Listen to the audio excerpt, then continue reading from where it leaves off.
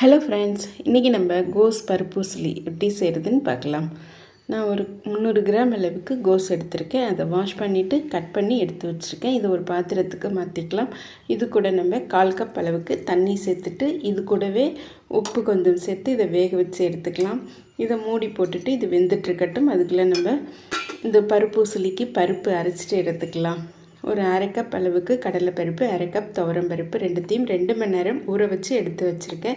இது கூடவே காரத்துக்கு வரமிளகாய், இந்த பருப்புக்கு தேவையான அளவு உப்பு, அது கூட கொஞ்சம் பெருங்காயத்தூள் சேர்த்துட்டு இது மாதிரி கொஞ்சம் கொரன்னு அரைச்சி எடுத்துக்கோங்க.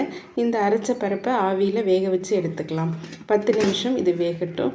இப்போ நமக்கு இந்த கோஸ் வெந்து ரெடியாக இருக்குது. அதில் இருக்கிற தண்ணிலாம் வற்றிட்டு கோஸ் வெந்துடுச்சு. அது அப்படியே இருக்கட்டும். இப்போ பருப்பும் நமக்கு வெந்துடுச்சு. இட்லி பாத்திரத்தில் ஆவியில் 10 நிமிஷம் வேக வச்சு எடுத்து வச்சுருக்கேன். இதை கையால் இது மாதிரி உதுத்து விட்டுட்டு எடுத்துக்கோங்க. நல்லா உதிரியாக எடுத்துக்கோங்க. இப்போது நம்ம அடுப்பில் ஒரு கடாய் போட்டுட்டு இதை தாளித்து எடுத்துக்கலாம். எண்ணெய் ஊற்றி கடுகு, உளுத்தம்பருப்பு, ஒரு கொத்து கருவேப்பிலை சேர்த்துக்கோங்க. நம்ம வேக வச்சுருக்கிற கோஸை இது கூட சேர்த்துக்கோங்க. சேர்த்துட்டு நல்லா மிக்ஸ் பண்ணிவிட்டு இது கூடவே நம்ம பருப்பையும் சேர்த்துக்கோங்க.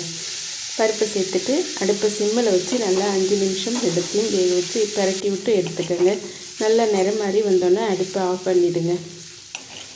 இப்போது நல்லா நமக்கு நிறம் மாதிரி பருப்பூசலி இப்போ நமக்கு ரெடி ஆகிடுச்சு.